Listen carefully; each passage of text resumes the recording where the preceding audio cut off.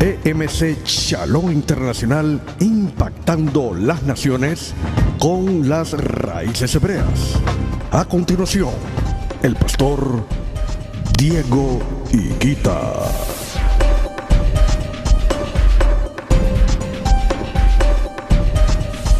Introducción a las raíces hebreas, segunda parte.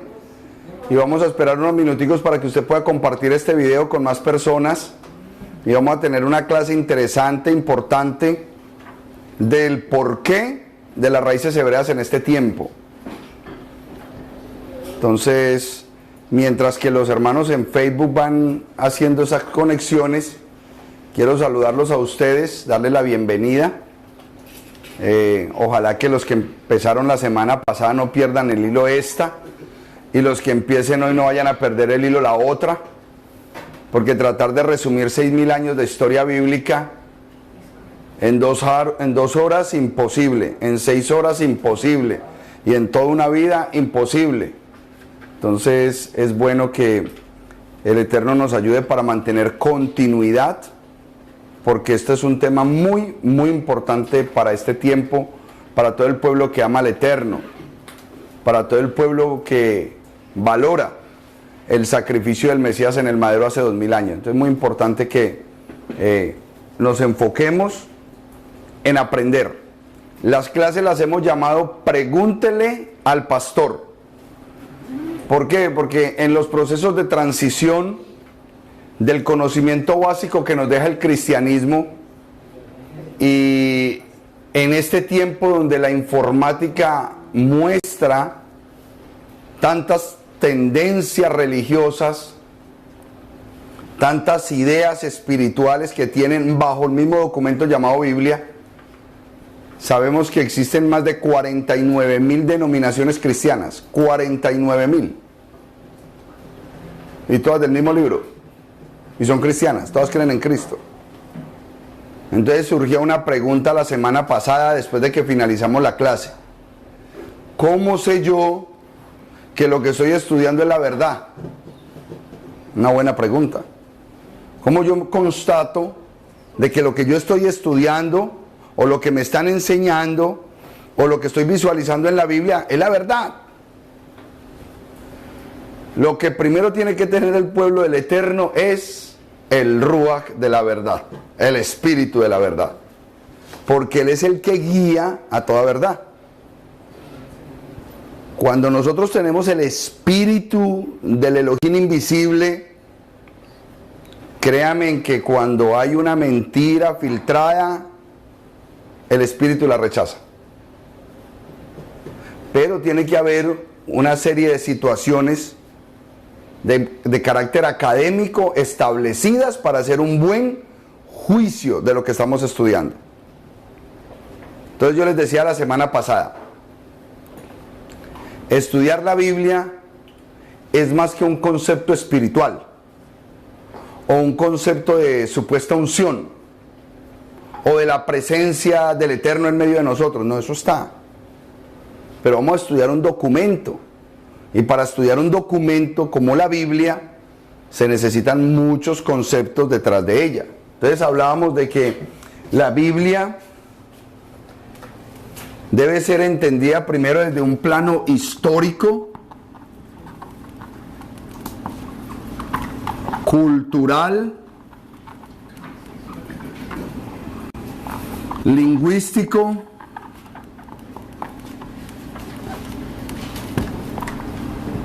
arqueológico,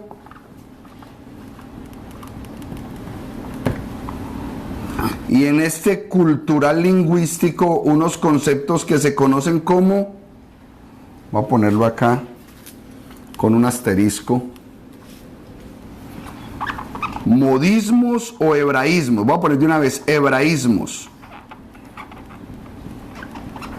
¿Para dónde va Vicente? ¿Dónde va la gente? Eso es un modismo. Yo no tengo necesidad de decir toda la frase para que esa cultura entienda lo que yo estoy diciendo. Mami, ya voy para la casa, échele agua a la sopa.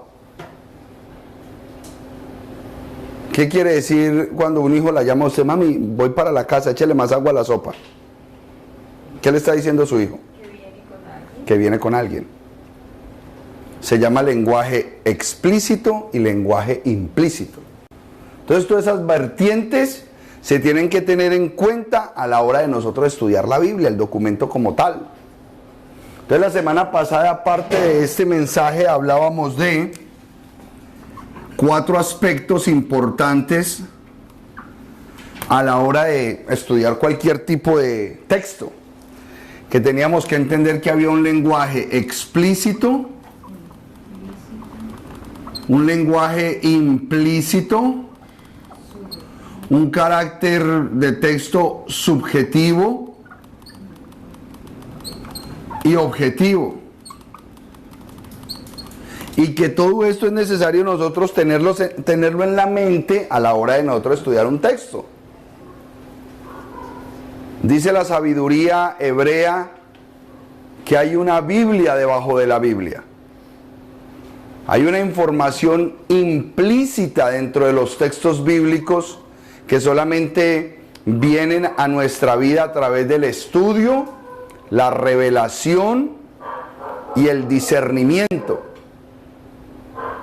Muy importante nosotros entender esos parámetros, esos conceptos.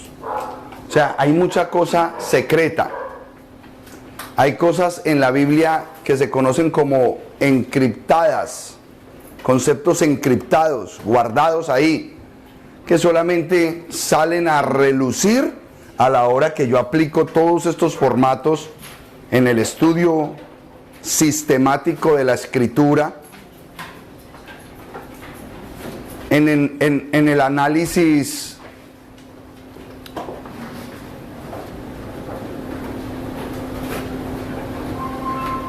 pedagógico, por decirlo de alguna manera. O sea, yo no quiero que metamos espiritualidad, porque la espiritualidad es un resultado de conocer esa verdad. Pero nosotros a veces recibimos textos que no los hemos discernido correctamente y los llevamos a un nivel de espiritualidad sin haberlo entendido y establecido en nuestro corazón de forma correcta. Y si preguntamos en alguna oportunidad qué significa esto, lo otro, y no nos saben explicar, pues la máxima de este tiempo, hágalo por fe. Ya uno loco. Tras de que no entiendo, no me explican y ahora lo tengo que hacer por fe. Y la semana pasada terminamos explicando qué era fe, que fue lo más importante, que yo creo que dejó animados a todos los hermanos a seguir estudiando. Entonces vamos a ver, aparte de la hermana, vamos a preguntarle a Lupe. ¿Ok? ¿Qué es fe? Obediencia. Excelente, ¿ve? Obediencia. Entonces ya nos salimos de los conceptos subjetivos modernos, que fe es creer, que fe es pues la certeza de lo que se espera, la convicción de lo que no se ve, porque todos esos son conceptos subjetivos. ¿Forman parte de la verdad? Sí, pero no es la verdad bíblica. La verdad bíblica es que fe es obediencia. La palabra en hebreo es emuná. Emuná, una fe obediente. Emuná. Ese fue el resultado de la semana pasada. Cuando nosotros llegamos a ese resultado la semana pasada, entonces empezaron a surgir algunas preguntas. Y entre ellas aquí anoté esta palabra, midot. Midot, en hebreo. Medidas. La partícula ot es plural femenino, midot, medidas, las medidas. La escritura tiene midot, tiene medidas. Y eso es lo que yo quiero hoy empezar a plantear en la clase. ¿Cuáles son las medidas de la escritura? ¿Cómo está medida la escritura? ¿Qué tamaño tiene la escritura? Y cada uno va a empezar a concluir muchas de las cosas que la escritura tiene. ¿Les parece bien? Empecemos por ahí, por las medidas hoy. Las midot. No voy a borrar esta parte porque la quiero dejar como marco de referencia. Marco de referencia. Dice la sabiduría hebrea que la Biblia o la Tanakh se conoce o se entiende por la misma Tanakh. La Biblia se explica por la misma Biblia. Es decir, todo lo que nosotros leemos en la Escritura, que a veces no la vemos con plenitud o claridad, la idea es porque no conocemos algún versículo o algún pasaje que encaja en ese lugar. ¿Ok? Y eso es lo que vamos a empezar a descubrir a través de estudiar la Escritura con la mente correcta. ¿Cuál es la mente correcta para estudiar la Escritura? ¿Una mente qué? Hebrea. ¿Por qué? La mente debe ser una mente hebrea. ¿Por qué? Porque el documento es hebreo. Porque se le entregó a una cultura específica a Israel. Porque se dio en un lugar de la tierra específico, el Medio Oriente. Porque la cultura que se manejaba hace 3.300 años estaba rodeada de una serie de circunstancias y experiencias que determinaron el entendimiento bíblico para aquella época. Entonces, lo que estamos desarrollando es una mente hebrea. La mente hebrea está muy por encima de la mente griega. Porque la mente griega es una mente filosófica. Son unos conceptos filosóficos que fueron utilizados para tratar de entender un documento hebreo. Y ahí fue donde se generó gran problema. Simple. Uno de los errores grandes de pensamiento griego. Y esto es una medida. La medida de Dios. ¿Ok? Una medida errada que nos da el pensamiento griego. Él es el Aleph. No, perdón, él es el Alfa y la Omega.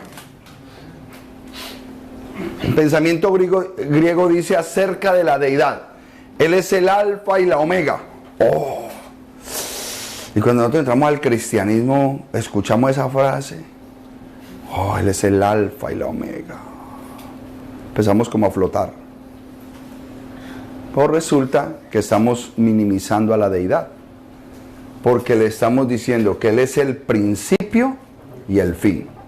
Cuando tú encierras al eterno entre el principio y el fin, tú le estás quitando lo eterno.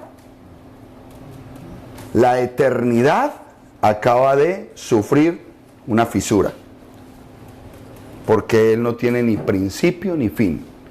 Los conceptos eternos no están ligados ni a tiempo ni a espacio. Esto es un error. Pero cuando escuchamos por qué ellos tradujeron esto, resulta que la Escritura dice: Él es el Aleph y la Taf. Él es el Aleph y la Taf. El Aleph es cabeza, supremacía, supremo, superior, todo lo que encierra esa palabra de cabeza. Y la Taf va directamente relacionada con eternidad. Él es la cabeza, la supremacía y la eternidad. No está rompiendo con el fenómeno eterno de Yahweh. Lo mantiene en su lugar. Nos da la idea clara de lo que es en el lenguaje hebreo. Entonces, basados en ese pequeño análisis, aquí se rompieron las midot. Aquí la medida cercenó la grandeza del Eterno, la cortó.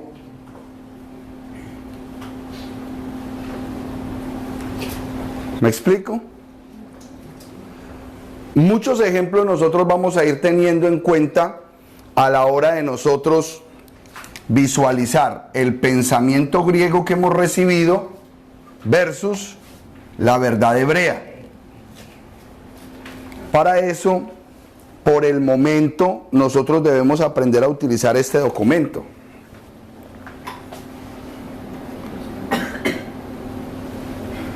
Con nueva concordancia Strong exhaustiva. esta información es la que nos permite, desde el principio de la Biblia, tener las referencias hebreas de cada una de las palabras. Esto funciona como un directorio telefónico. Aquí están todas las palabras de la A a la Z. La palabra que tú necesites la ubicas. Ubicas la palabra de acuerdo al versículo que necesitas, porque si la palabra está en un versículo, él te dice cuál es ese, porque la misma palabra puede tener diferentes acepciones. Es decir, cojo, la palabra cojo, puede ser cojo o cojo. Tiene dos acepciones en ese caso. Cojo o cojo. ¿Ok? Entonces, lo mismo pasa.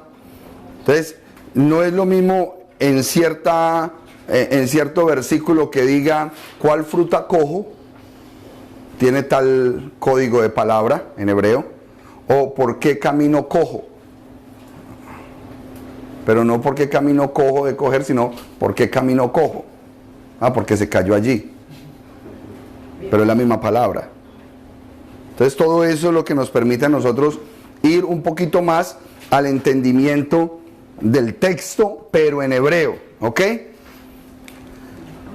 Entonces, siempre es bueno tener recursos a la hora de estudiar la Biblia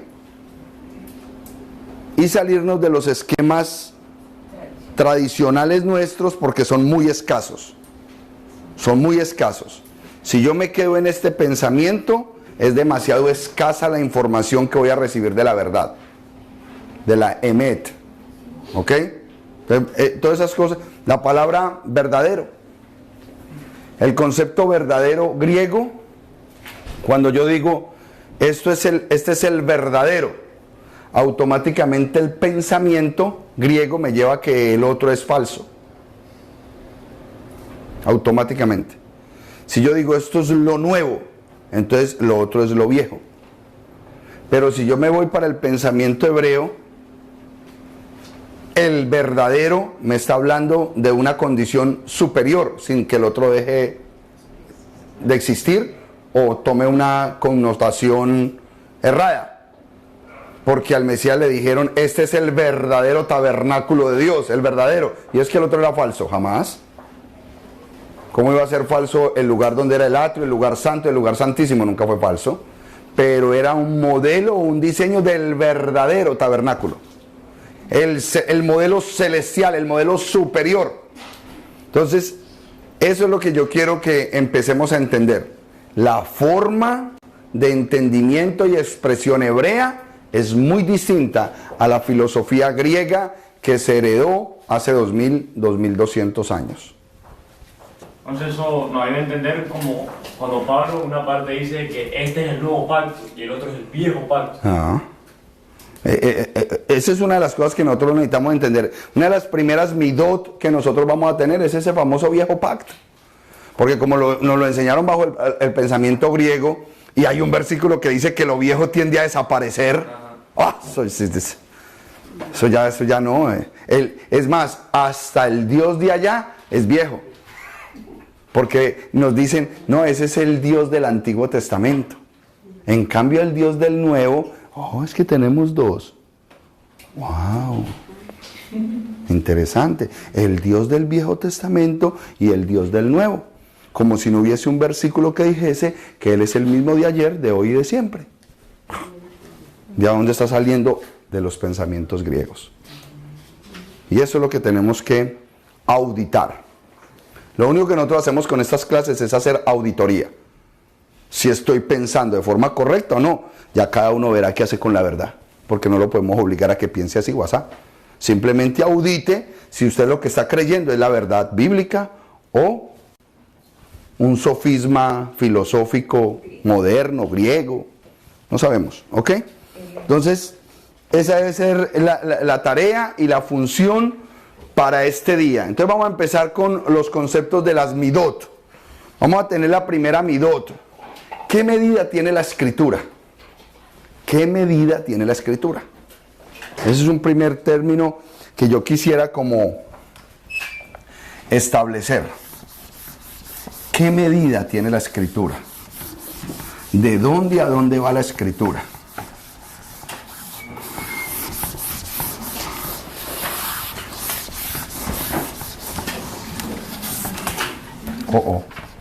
Así. Voy a colocar acá la medida de la escritura.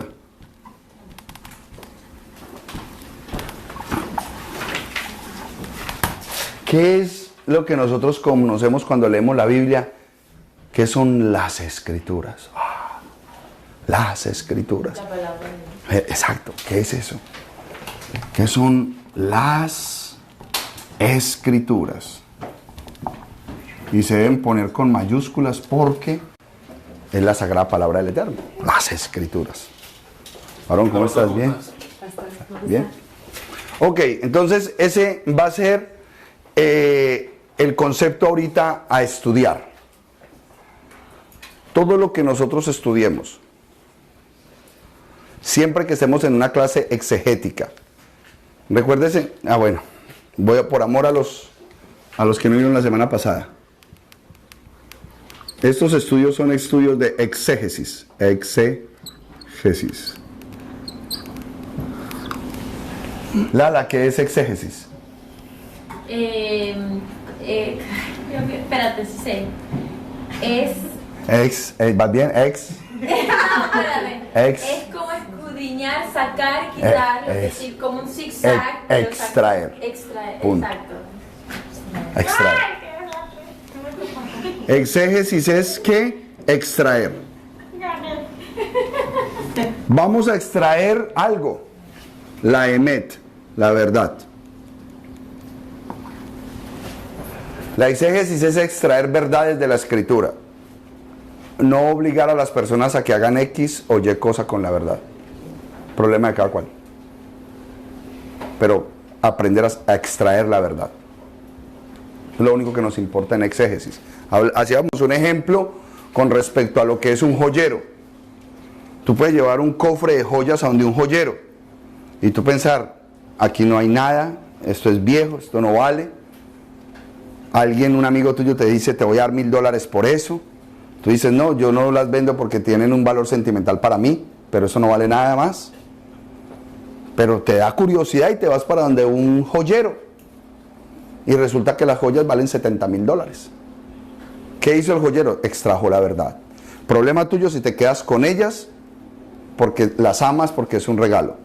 Si se las vas a dar a tu amigo por $1000 que te las ofreció, o vas a empezar a negociarlas porque valen $70,000. Es tu decisión. Él solamente, ¿qué hizo? Extraer la verdad. Lo que tienes ahí vale $70,000. Es tu problema, es tu producto, es lo que tú quieras hacer con ello. Entonces, cuando hacemos exégesis, ¿qué extraemos? La emet, la verdad. La verdad. Recuerden lo que le dijo Poncio Pilato a Yeshua. ¿Qué es la verdad? Esa frase se queda ahí. ¿Qué es la verdad? Un impío, como Poncio Pilato, le dice a él, ¿qué es la verdad? Pero él ya había dicho por allá en Juan 14, yo soy el camino, yo soy la emet y yo soy la vida. Yo soy la verdad. Entonces, ¿qué es la emet? Son palabras bien fuertes. Yo soy la verdad. Y la palabra emet cruza directamente con Torah o escrituras. Él estaba diciendo, yo soy las escrituras. Yo soy las escrituras. Cumpliéndose Juan 1:1. En el principio era la palabra. Y la palabra estaba con Dios. Y la palabra era Dios. Cuando tú conoces la emet, la verdad, tú cruzas los versículos y ahora entiendo este versículo. Ahora entiendo por qué dijo esto. Eso es lo que hace la verdad bíblica. Entonces, vamos a entender qué son las escrituras. Nosotros, ¿qué conocemos del documento bíblico? Nosotros del documento bíblico conocemos dos secciones. Vamos a hacerlo como lo conocemos de manera griega. Antiguo Testamento y Nuevo Testamento. Eso es lo que nos han enseñado en el segmento occidental en el que vivimos. Nosotros vivimos en una cultura occidental, pero la Biblia fue dada en una cultura oriental. Tenemos que tener en cuenta eso. Que a mí me estén enseñando esto en el área occidental, vamos a ver si es correcto, porque eso fue dado en un ambiente y una cultura completamente diferente a la mía, la cultura oriental. ¿Ok? Problemas graves tiene el hecho de yo querer acoplarme en esta cultura lo que se dijo en aquella cultura. Es difícil, ¿ok? Entonces, podrían ser en griego estas unas aparentes medidas. Entonces tendríamos aquí a Génesis, aquí tendríamos a Malaquías, al ladito de una hoja que analizaremos más adelante, y luego Mateo, para terminar en Apocalipsis. Esas vendrían a ser las medidas de nuestras escrituras, las nuestras, la Biblia que conocemos. Pero interesante porque hasta 1950 estas escrituras eran 72 libros, pero después de 1950, después de un concilio, quedaron 66 libros. Se restaron 6 libros. Los llamaron como apócrifos. Apócrifos. ¿Ok? Esa es una realidad que nosotros estamos viviendo, y hace poco tiempo fue eso. Es decir, tenemos una Biblia cristiana y tenemos una Biblia católica. Son dos documentos que difieren en 6 libros. Ahora, la pregunta fue: pastor, ¿cuál es la mejor Biblia? Todas. Porque nosotros lo tenemos que escudriñar todo, retener lo bueno y desechar lo malo. Resulta que hay Biblias que tienen ciertos pasajes y ciertos versículos excelentes. Hay otros que, olvídate, una bestialidad lo que tradujeron ahí o lo que quisieron interpretar. Por ejemplo, la nueva versión internacional. Tiene unos horrores, porque en su anhelo de interpretación lo hicieron bajo la perspectiva griega, casi que hispana, porque ya ni siquiera griega, hispana, y se alejaron completamente de una verdad escritural. Y eso es delicado. Vamos a encontrar versículos que difieren de una manera tan tremenda una versión de otra, que tenemos que tener cuidado, pero las debemos estudiar todas. Pastor, ¿cuál usted recomienda? Todas. Pero siempre tenga a la mano una Biblia católica. ¿Por qué es importante la Biblia católica? Porque la religión católica diseñó un modelo religioso en el cual este documento estaba cerrado, sellado y escondido a sus creyentes, aún a su propio clero. Ellos trabajaban con otros documentos como el misal, el catecismo, pero esto era algo aparte, esto nadie lo leía de ellos. Aparte de eso, alrededor de estas fechas, quizás hasta 1960, todavía la misa era así. El curita se miraba, era para el otro lado, y empezaba: Requiem eterna dona y dome, luz perpetua lucia dei, Requiem canti in paz. Amén. Se disparó el automático. Pero dijeron amén sin saber qué era lo que estaba diciendo él. Entonces la información religiosa que teníamos era cero, nula. Todo lo hacíamos culturalmente, pero no había una realidad de entendimiento. Cuando venimos al cristianismo, entonces en el cristianismo sí se desarrolla el proceso de lectura, de entendimiento y de conocimiento, y wow, se nos abrieron las escrituras. Ahora conozco. Pero resulta que ellos, en el afán de cada uno querer defender su denominación, estableció ciertos versículos con ciertas perspectivas.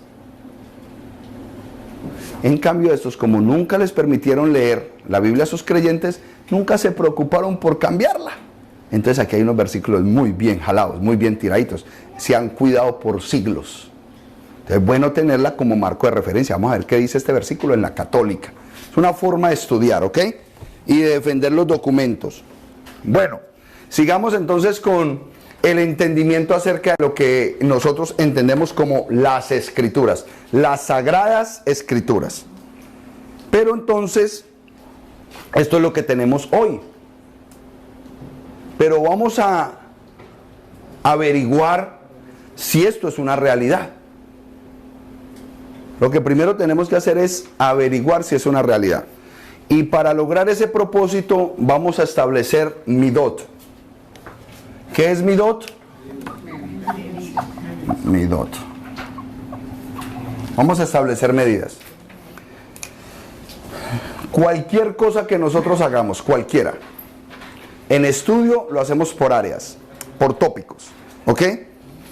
Si nos vamos a enfocar a estudiar el documento, solamente estudiamos el documento. Aquí no vamos a preguntar por el Espíritu Santo, aquí no vamos a preguntar por los milagros, por los dones, no. Estamos estudiando el documento, el libro, el formato códice. Eso es lo que vamos a hacer, ¿ok? El día de mañana, si vamos a estudiar a la deidad, a Yahweh, solamente hacemos preguntas y nos enfocamos en estudiar a Yahweh. Esa es la única forma de verdaderamente prosperar en el conocimiento hebreo. No es como los discipulados cristianos donde se pregunta de todo, se habla de todo y no se aprende nada. Porque se dispersa tanto la conversación que nunca sales con un principio verdadero. La semana pasada tocamos temas muy elementales para entrar a las raíces hebreas. Pero ¿qué aprendimos, Carolina? ¿Qué es fe? La obediencia. Punto. Perdón. Ustedes están súper conectadas. Yo también me llamo Carolina. Ah, también. Ah, bueno, entonces Lala y Carolina. Entonces, se fueron la semana pasada aquí, la gente, mamá chica, mira cómo tú haces, claro, ya sé que es fe, ya no me pueden engañar más. Es pues la fe, la certeza de lo que, del bien W que esperas, las llaves que ya tienes en tu mano. Puro bla, bla, bla, bla, bla moderno de los púlpitos. Fe es obediencia, punto. Básico. Y hicimos el recorrido exegético para demostrar por la escritura la verdad. Amén. Entonces, ¿cuáles son las medidas? Entonces, vamos a poner el límite izquierdo y el límite derecho. Aquí estás tú, empezando un estudio X en esta dirección. ¿Qué estamos estudiando? Las escrituras.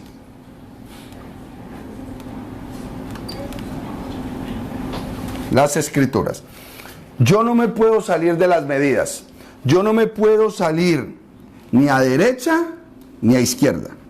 Es decir, la misma escritura me mantiene a mí entre unos parámetros de estudio bíblico sanos, buenos, para yo saber que voy en camino hacia la verdad. Porque quiero investigar verdaderamente qué son las escrituras. Si las escrituras sí es como me dijeron a mí, es de Génesis a Apocalipsis, o si hay una relevancia en ese recorrido, que es verdaderamente lo que Yeshua decía, las escrituras.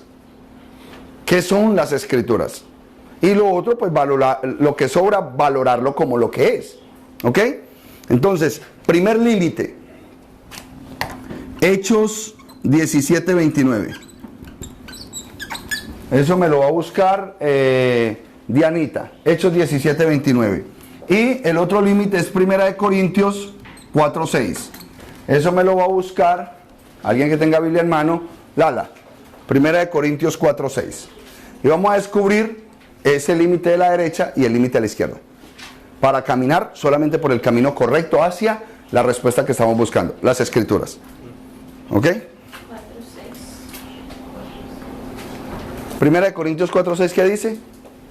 Dice: hermanos, todo esto lo he aplicado a Apolos y a mí mismo para beneficio de ustedes, con el fin de que aprendan de nosotros aquello de no ir más allá de lo que está escrito. No más allá de lo Que está escrito. escrito. ¿Continúa? Ya, no, hasta ahí. Primer límite. No ir más allá de lo que está escrito. Punto. Ese es un borde, ese es un límite. Yo no puedo pasar por encima de lo que está escrito. Es decir, lo escrito es lo que a mí me guía. No las ideas humanas, no los pensamientos. ¿Y cuál es el otro borde, hermana Diana? 17:20, ¿no? 17:29. Por lo tanto, si somos linaje de Elohim. Ojo que hay algo, una prebenda importante. Es decir, este límite es delicado, porque solamente es para el linaje de Dios. ¿Qué es linaje de Dios, hermano mío?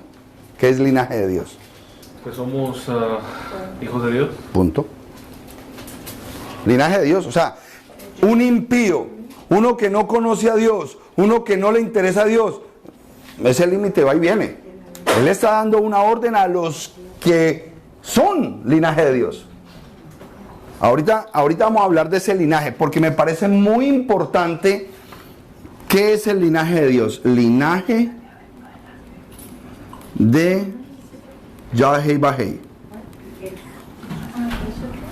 17:29. Gina, ¿cómo está? Santiago. ¿Y qué pasó con la niña? Se enfermó. Bueno, entonces usted va y le cuenta ahora a todos. Perfecto. Ok. Entonces, este límite aplica única y exclusivamente para el linaje de Dios. ¿Usted sabe cuántas personas hay que sin ser linaje de Dios estudian las Escrituras? Muchas. Todo aquel que entra a estudiar teología, estudia una materia, una carrera, sin sentir verdadero feeling con la fe y querer vivir, como dice el libro, ¿no? Es una carrera, yo quiero ser teólogo, y en teología se estudian dioses. En teología usted no estudia solamente a Yahweh Bahei, el Elohim de Israel.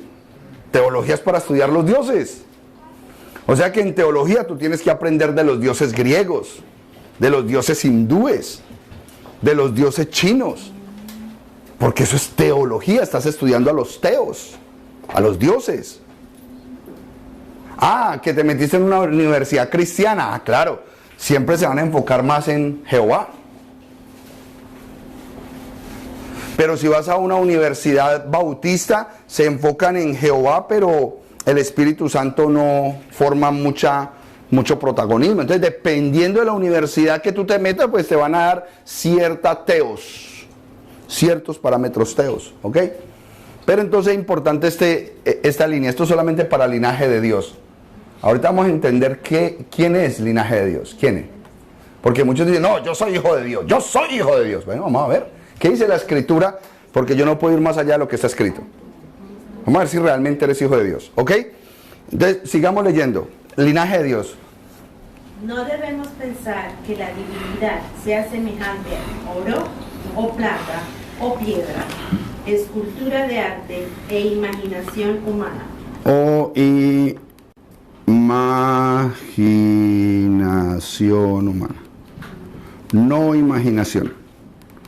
Es decir, usted va a estudiar cualquier tópico bíblico, usted no puede pasar por encima de lo que está escrito y usted no se puede imaginar lo que usted quiere imaginarse. Un maestro que llega a dar una clase y empieza, bueno, vamos a imaginarnos un huevo. La cáscara es Jesús, la clara es el Espíritu y la yema es Dios Padre. Ahí están. 3 estructuras diferentes, un solo huevo verdadero. Porque lo definen con el huevo, lo definen con el agua. Imagínense en el hielo, el agua y el vapor. La misma sustancia, pero 3 condiciones diferentes. O el sol. Sin número de pensamientos griegos que se salen filosóficamente en imaginaciones y pasan por encima de lo que está escrito y así quieren enseñar a la deidad, sabiendo que él se debe estudiar por la misma escritura. Esa es la responsabilidad. Yo sé que las enseñanzas que se dan en raíces hebreas, y especialmente cuando yo las doy, ofenden a muchas personas. porque tocamos las fibras más importantes. ¿Cuáles? Te enseñaron mal. Por eso siempre que empiezo el curso para las raíces hebreas, les digo que esto tiene que ser sin sentimentalismos.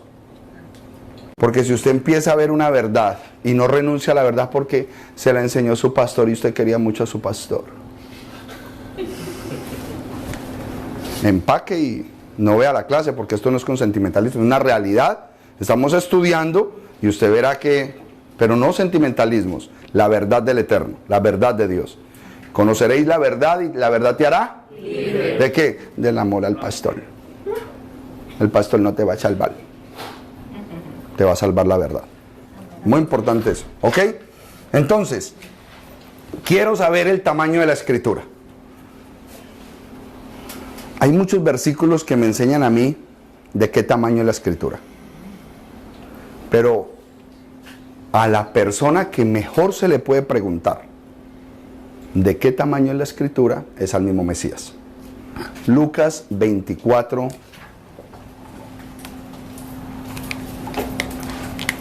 Lucas 24, 44. Ok, entonces vamos a escuchar por boca del Mesías Yeshua de qué tamaño es la escritura. ¿Ok? ¿Quién lo tiene ya? 44. Sí. Yo. Cuando era como la hora sexta, hubo tinieblas. No, Lucas 24, 44. Yo lo tengo. Cuando todavía... ¿Sí era?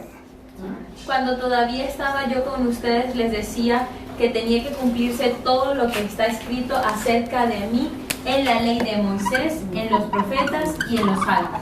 La ley de Moisés, los profetas y los salmos. Alabanzas y salmos es lo mismo. Sí. Ahí es donde viene el juego de versiones, eso. Las alabanzas son los mismos salmos. ¿Ok? Ahora, cuando nosotros tenemos esta realidad, dicha por el mismo Mesías, ¿cuál es el tamaño de la escritura? Y era necesario que se cumpliera todo lo que fue dicho acerca de mí, en la ley de Moisés, en los profetas y en los salmos. ¿Dónde está esto? Ok. Entonces vamos a mirarlo ya con el foco correcto, como lo dijo el Mesías. Recuerden que en esa época no habían libros tipo códice, sino rollos. Muy importante eso. Estamos hablando de aproximadamente 3.600 años de escritura. 1.600 años de escritura. 1.600 años de escritura aproximadamente. Es decir, hace 3.300 años promedio que se entregaron las tablas y la Torá en el monte, que fue lo que celebramos la semana pasada, Shavuot, la entrega de la Torá. ¿Ok? Desde esa época del Sinaí, hasta aproximadamente el año 100 después del Mesías, con el libro de Apocalipsis o la revelación de Juan, más o menos estamos hablando de 1.600 años de escritura, por aproximadamente 40 escritores diferentes. La Biblia, Biblios, es una acumulación de libros religiosos espirituales de la cultura israelita, hebrea, donde se conglomeró la información que hoy conocemos como la Biblia o las Sagradas Escrituras, todas dando información acerca del único Dios de Israel. ¿Ok? Eso es la escritura. Y él me informa a mí que eran 3 rollos. El primer rollo se conoce como la ley de Moisés. Vámonos primero con lo que conocemos. Los profetas y los salmos.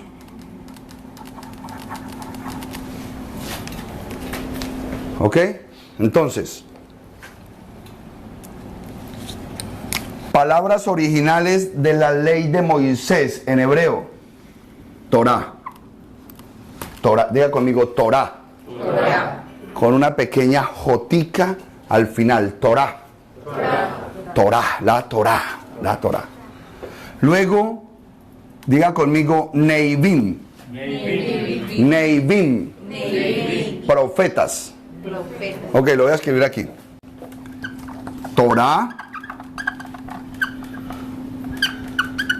Neivim y M plural masculino, profetas, los profetas, Neivim, y el tercero, Ketuvim. Ketuvim, los escritos o los salmos. Entonces tenemos acá los Ketuvim, los salmos.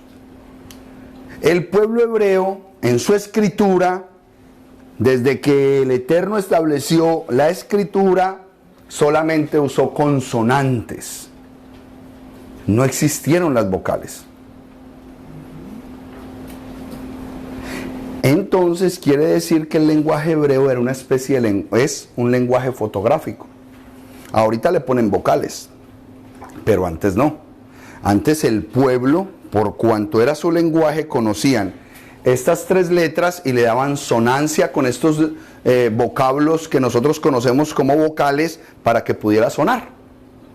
Entonces, vamos a encontrar muchas palabras en hebreo que son acrósticos o acrónimos. ¿Quién tuvo un novio o una novia que le hizo un acróstico? ¿Qué es la acróstico? Wow, yo no puedo creer eso. Yo tuve una novia que se llamaba Lina y le puse luz, imaginación bella, nunca te olvidaré, amor mío, Lina. Eso se llama un acróstico. Lástima que ustedes sean de esta generación. Esto lo hicieron ellos y lo practicaron, entonces a esto simplemente le ponían ellos vocales. Diga conmigo la Tanakh. La Tanakh. La Tanakh es lo que a nosotros nos enseñaron como Antiguo Testamento. La Tanakh. Esa es la medida de la escritura. La Tanakh. Torah, profetas y salmos. ¿Cómo así, pastor? Sí. Porque cuando el Mesías, cuando los apóstoles, cuando Pablo decía las escrituras, no estaba escrito lo que ellos estaban diciendo, solamente lo estaban diciendo. ¿Por qué? Porque el Nuevo Testamento se empezó a escribir 30 y 40 años después de la muerte del Mesías. Por lo tanto, cuando ellos siempre nombraron las escrituras, se referían solamente a esta sección que tenemos acá, la Tanakh. Lo que conocemos hoy como antiguo, mal conocido como Antiguo Testamento. Porque normalmente un testamento, ¿quién lo deja? Muerto. Y nuestro Dios está Vivo. O sea que ni siquiera la palabra testamento aplica. Se conoce como antiguo pacto o antigua alianza. Y ese antiguo, bajo pensamiento hebreo, no quiere decir viejo a caducar. Simplemente fue la primera alianza. Fueron la base y el fundamento de la fe hebrea. ¿Ok? Entonces, ahorita que tenemos ya la medida, ¿qué es el nuevo pacto? Que es la forma correcta de decirlo. Es la confirmación de todo lo que se dijo acá. Volvemos a leer el versículo Lucas 24:44. Cuando él habló aquí, en esta sección dijo, y era necesario que se cumplieran todas las cosas que fueran dichas acerca de mí. Él estaba hablando aquí en esta sección. Estaba hablando en el año 30 más o menos, antes de morir. No, ahí en Lucas 24 ya había resucitado. Aquí en el año 30. Estaba citando lo anterior. ¿Por qué es tan importante nosotros entender que esto es de carácter histórico? Histórico. Porque el tiempo forma parte indispensable del entendimiento de las profecías más poderosas que tiene la Escritura. Hay profecías y palabras de los profetas dadas específicamente para un tiempo. Y esa es la forma de entenderlo. Entonces, ¿qué comprende la Torá?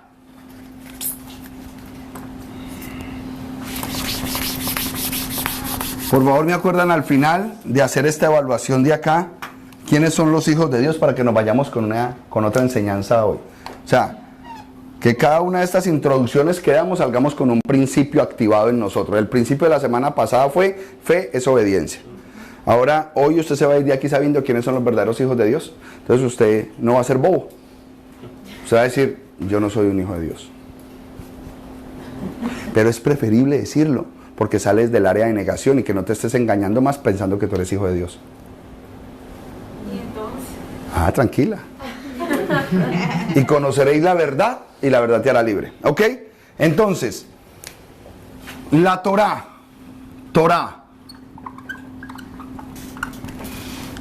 ¿Qué es la Torá en el pensamiento griego? La ley de Moisés. Pentateuco. El Pentateuco, los 5 libros, Pentateuco, son Génesis, Éxodo, Levítico, Números y Deuteronomio. ¿Ok? Ahora, es interesante porque la palabra Torá es hebreo. Pentateuco es griego. Entonces analicemos. Torá, de acuerdo al hebreo, Torá es instrucción. ¿Qué significa la palabra Torá? Verdaderamente, instrucción.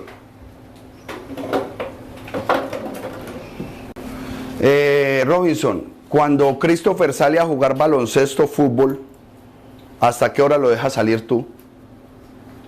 Hasta que apaguen la luz en el parque. 8:30. 8:30. Eso es una Torá de él. Es una instrucción que él le da a su hijo. Eso se conoce como Torá. Instrucciones que un padre da a un hijo. Punto. Torá, instrucciones. Esas son las instrucciones de Papá Dios. Que la tradujeron como ley de Moisés o ley, ya vamos a entender el cambio cultural. El cambio cultural. Recuerden, fue dicho en una lengua, en una cultura y en un tiempo, y hoy nos lo están enseñando en otro tiempo, en otra cultura y bajo otros parámetros. Pero la palabra verdadera aquí son instrucciones. Torá. Ahora, lo que nos tradujeron como Torá, nos lo pusieron de acuerdo al pensamiento griego. ¿Cómo vamos a decir esa palabra Torá? No. A ver, ¿qué hay aquí? 1, 2, 3, 4 y 5. Bueno, entonces son 5 penta. Y son libros, Pentateuco. Listo. Ya armaron la palabra griega. Pero Pentateuco son 5 libros. Y Torá es instrucción. ¿Quiere decir lo mismo? No. Pentateuco, 5 libros. Y Torá, instrucción. ¿Quiere decir lo mismo? Pues quiero que sepan que en la traducción del nombre del libro cometieron el mismo error. Génesis. Palabra original, Berechit. Principio, ¿no? ¿Cómo? En el principio. Porque la palabra es compuesta. En el principio. En el principio. Pastor, pero es parecido Génesis y en el principio. Ok, te lo acepto. Era lo mejor que se podía traducir la vaina esa. Lo mejor. Génesis, en el principio. Cuando tú hiciste Génesis en tu negocio. No suena bien. No, en el principio de tus negocios. Esa sí suena bien.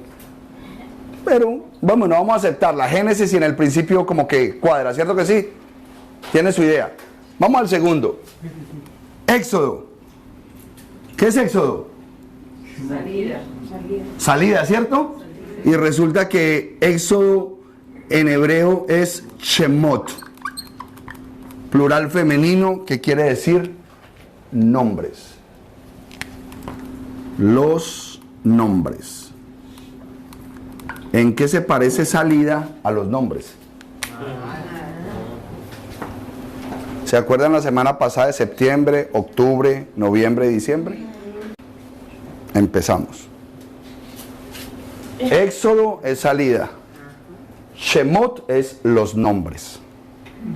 Cambio garrafal. Del cielo a la tierra. Segundo libro. ¿No dijiste que era Génesis? Sí. No. Génesis en el principio. Génesis.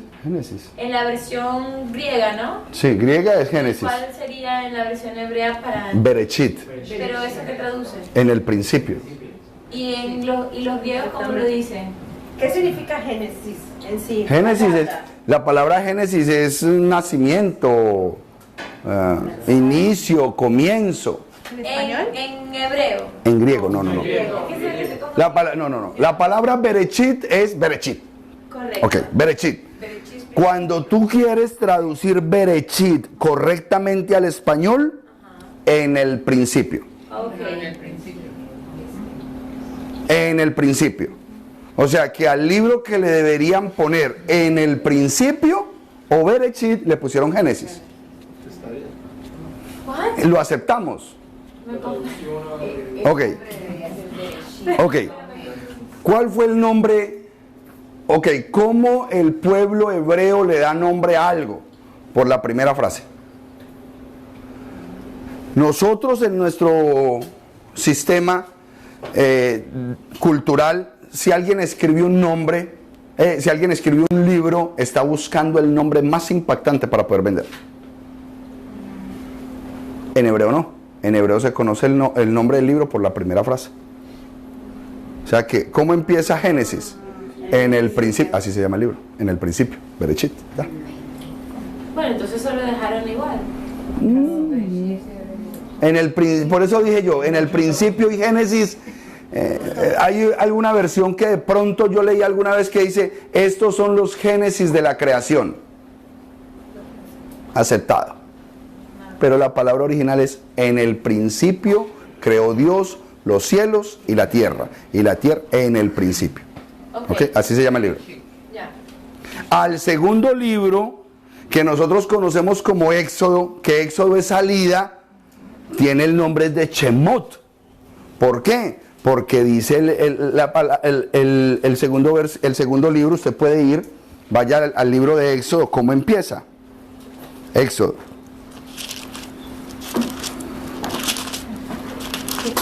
Estos son los nombres. Los nombres, estos son los nombres, ¿ya? Entonces así se llama el libro, los nombres. Shemot. Pero como lo pensó un griego, dijo, a ver, ¿de qué se trata el libro de Shemot? Del pueblo, cuando salí, Éxodo es la salida del pueblo de Egipto. Dio su propia interpretación. ¿Es incorrecta? No necesariamente, pero nos estamos ajustando a una verdad. No es el nombre del libro. El nombre del libro es Shemot. Los nombres. ¿Ok?